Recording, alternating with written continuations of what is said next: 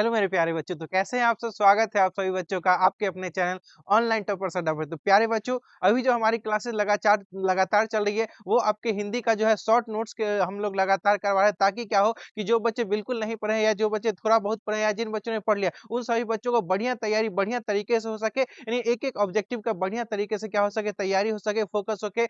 और हमारे इस क्लास का क्या उद्देश्य है कि आपका ऑब्जेक्टिव क्लियर हो जाए। उसके बाद क्या है कि इससे कैसे-कैसे सब्जेक्टिव बनते हैं, वो भी मैं आपका क्लियर करवा दूँगा। और सप्रसंग व्याख्या जो वो सारी चीज़ें यानी एक कंप्लीट तरीके से कैसे-कैसे प्रश्न बनते हैं, उन सारी चीज़ों पर हम लोग चर्चा करेंगे, क्योंकि एग्ज़ाम का समय नज़दीक आते जा रहा है और इस समय हम अभी क्या करना है, हमें इधर-उधर भटकने की आवश्यकता नहीं। बिल्कुल कम समय में शॉर्ट तरीके से क्या चीज़ें ऐसे हम कलेक्ट करें या क्या चीज़ें पढ़ें जिससे हमारी एग्ज़ामिनेशन बहुत बेहतर जाए, इन चीज़ों पर ध्यान देख रखना है। और उन्हीं चीज़ों को एकदम बढ़िया मजबूत करने के लिए मैं आप लोगों के लिए यह क्लास लेकर के लगातार आ रहा हूँ। तो आज का जो हम क्लास करने वाले हैं, वो हमारा क्लास होने वाला है संपूर्ण क्रांति का क्लास होने वाला है, जिसका जो राइटर है जिसके, वो हमारे जयप्रकाश नारायण जी लेखक है, ठीक है? तो इसमें हम लोग जो है संपूर्ण क्रांति में लेखक परिचय को समझेंगे, उसके बाद इससे रिलेटेड ऑब्जेक्टिव समझेंगे और सब्जेक्टिव कैसे प्रश्न बनते हैं, सप्रसंग व्याख्या के कैसे प्रश्न बनते हैं, इन सारी चीज़ों को हम लोग जो है पूरे एक ही क्लास में आज समझने वाले हैं। तो सभी बच्चों से मैं कहूँगा कि क्लास को क्या कर दीजिए, जोरदार तरीके से शेयर कर दीजिए, ताकि क्या हो कि बढ़िया तरीके से सभी बच्चे इस क्लास को देखें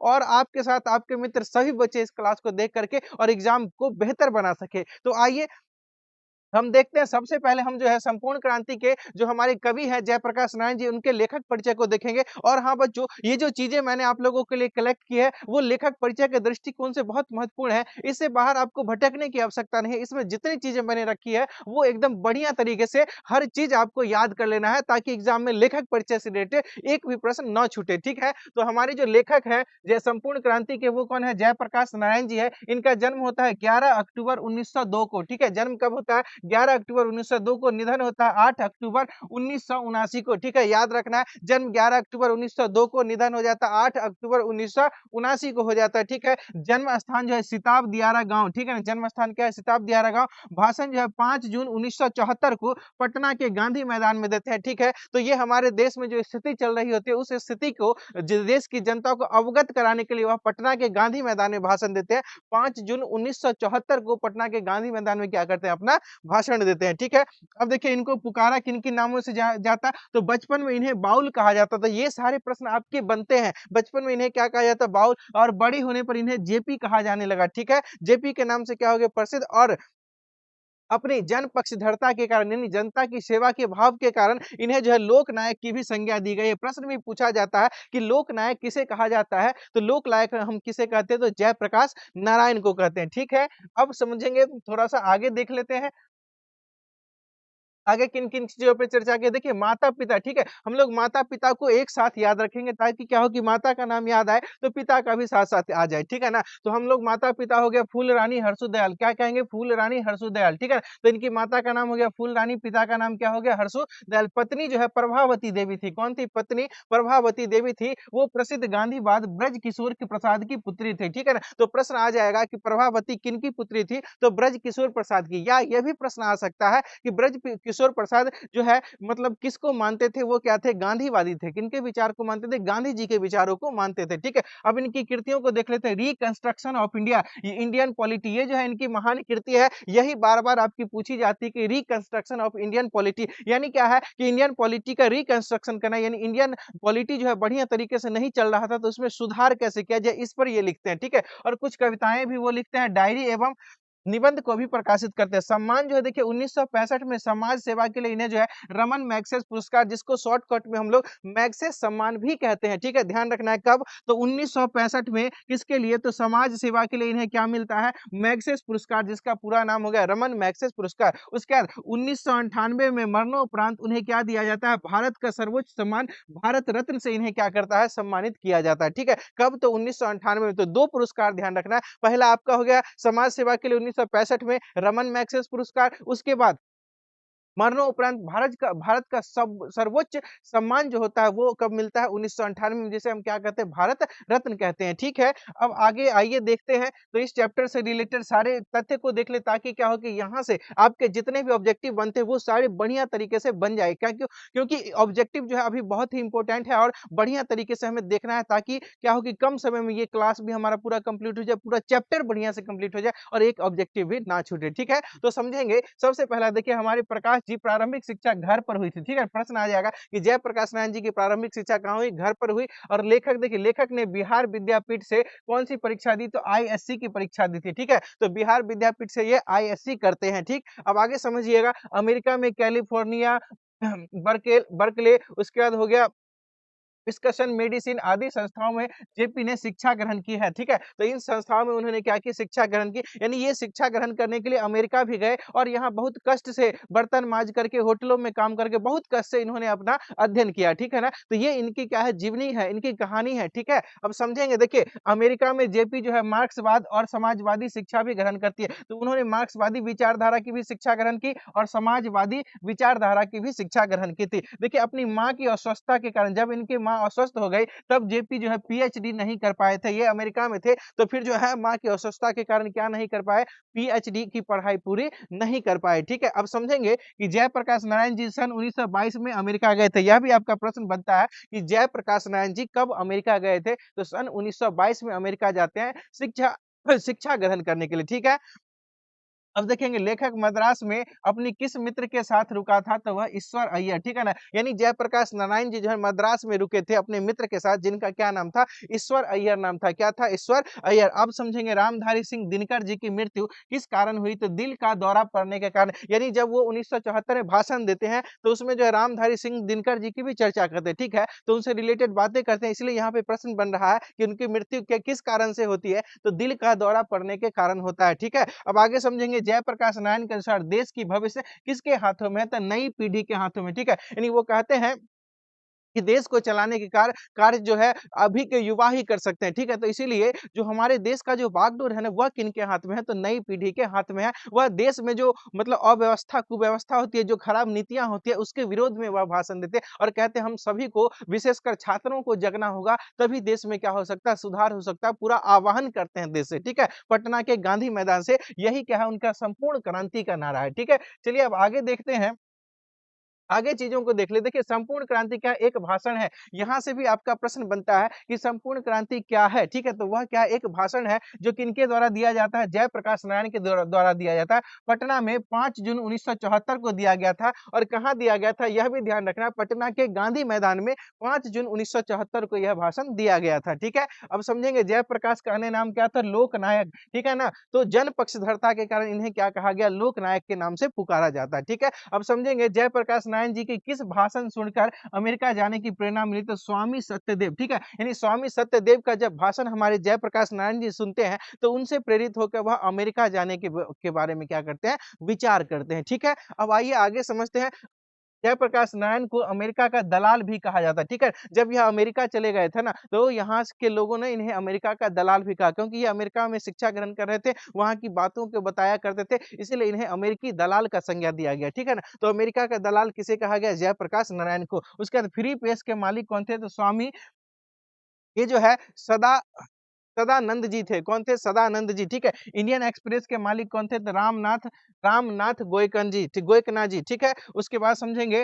ब्रेन ऑफ मुंबई किसे कहा जाता है? तो उमा शंकर दीक्षित जी को। यह भी ध्यान रखना है कि ब्रेन ऑफ मुंबई किन्हें कहा जाता है? उमा शंकर दीक्षित जी को हम क्या कहते हैं? ब्रेन ऑफ मुंबई कहते हैं। ठीक है, अब आगे समझेंगे। माटी की मूरत रचना किनकी है? तो राम वृक्ष बेनीपुरी की। यह भी आपका प्रश्न बनता है कि माटी की मूरत जो है, यह रचना किनकी है? तो ये राम वृक्ष बेनीपुरी के। इन सारे कवियों की चर्चा, ये प्रेस की चर्चा, ये सारी चर्चा जो है, ये अपने भाषण के दौरान करते हैं। इसलिए इन सारे चीजों को, इन सारे प्रेस के मालिकों को, इन सभी कवियों को ध्यान में रखना बिल्कुल जरूरी है। ठीक है, समझ गए होंगे। अब आगे देखते हैं। अब आगे देखिए। अब क्या है, यहाँ से सभी ऑब्जेक्टिव बन जाएंगे, इसकी भी चर्चा हम लोग करते हैं। देखिए, लेनिन की मृत्यु 1924 में लेनिन की मृत्यु कब होती है? 1924 में। जयप्रकाश नारायण भी 1924 में ही मार्क्सवादी बने थे। ध्यान रखना है कि लेनिन की मृत्यु कब होती है? 1924 में, और उसी समय हमारे जयप्रकाश नारायण भी क्या बने थे? मार्क्सवादी बने थे। ठीक है? अब समझेंगे जयप्रकाश नारायण ने 1974 में छात्र आंदोलन का नेतृत्व किया। यह भी प्रश्न आपका बन जाएगा कि जयप्रकाश नारायण जो है किस आंदोलन, तो छात्र आंदोलन का नेतृत्व कब करते हैं? 1974 में। ठीक है? उस समय बिहार के मुख्यमंत्री कौन थे? तो अब्दुल गफूर थे। यह भी प्रश्न बनता है कि जिस समय जयप्रकाश नारायण छात्र आंदोलन का नेतृत्व कर रहे थे, उस समय हमारे बिहार के मुख्यमंत्री कौन थे? तो हमारे बिहार के मुख्यमंत्री थे अब्दुल गफूर जी। ठीक है? अब देखिए प्रजा सोशलिस्ट पार्टी का गठन 1952 में हुआ था। ठीक है ना? तो प्रजा सोशलिस्ट पार्टी का गठन कब होता है? 1952 में होता है। ठीक है? अब है किस अस्पताल में दिनकर जी का निधन हुआ? तो वो है विलिंगटन नर्सिंग होम में। ध्यान रखेंगे, तो दिनकर जी का जो निधन होता है वो दिल का दौरा पड़ने के कारण होता है। दिनकर जी का निधन दिल का दौरा, दौ से दौ ध्यान रखेंगे। ठीक है ना? तो दिनकर जी का निधन दिल का दौरा पड़ने के कारण होता है।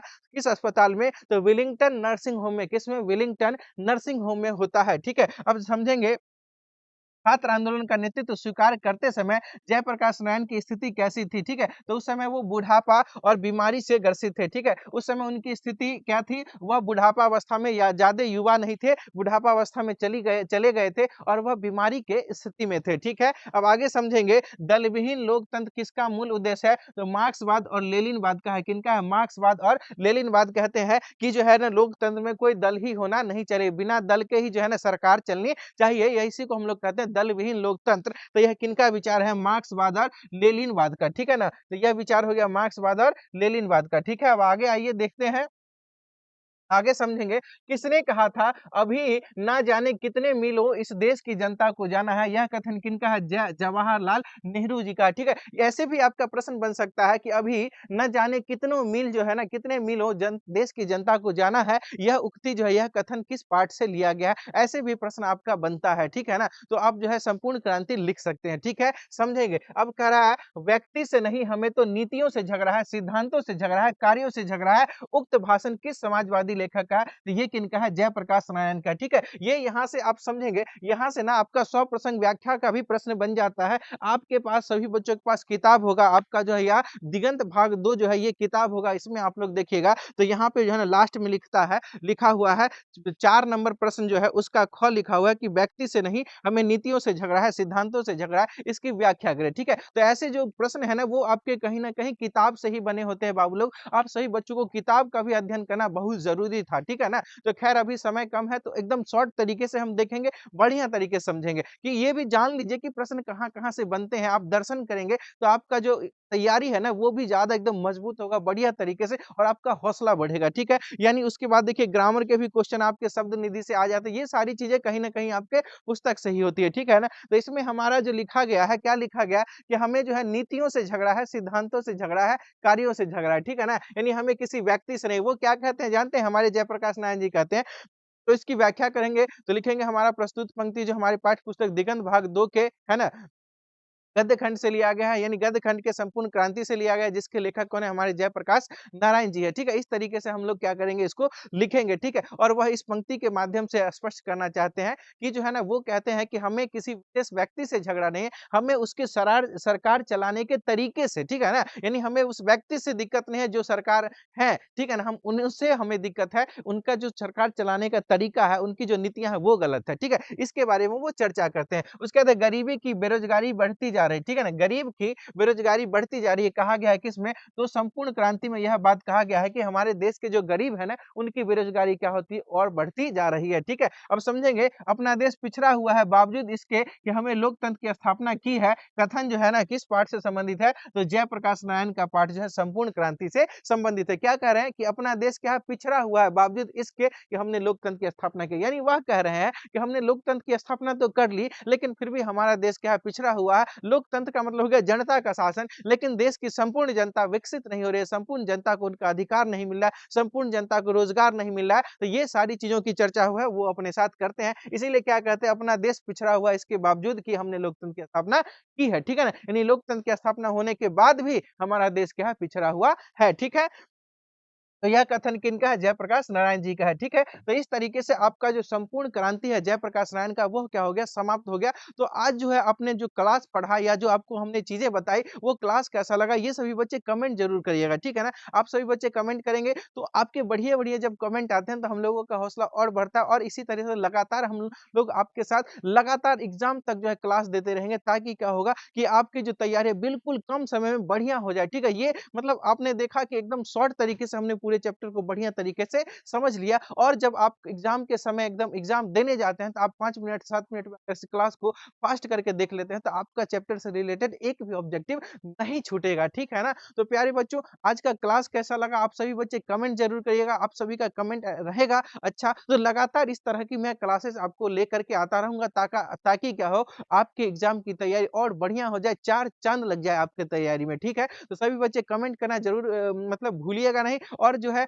जो बच्चे पहली बार हमारे क्लास को देख रहे हैं, उन बच्चों से काइंडली रिक्वेस्ट रहेगा कि क्लास को क्या कर लेंगे, सब्सक्राइब चैनल को ज़रूर कर लेंगे और लगातार बने रहेंगे ताकि यह जो है आपको लगातार एग्ज़ाम तक हम क्या करते रहे, मदद करते रहे और अपने दोस्तों के साथ भी क्लास को क्या करिएगा, शेयर ज़रूर करिएगा। ठीक है, तो प्यारे बच्चों हम आपसे मिलेंगे फिर इसी तरह के अगले क्लास में, तब तक के लिए सभी बच्चों को मेरे तरफ से प्यारा-सा जय हिंद।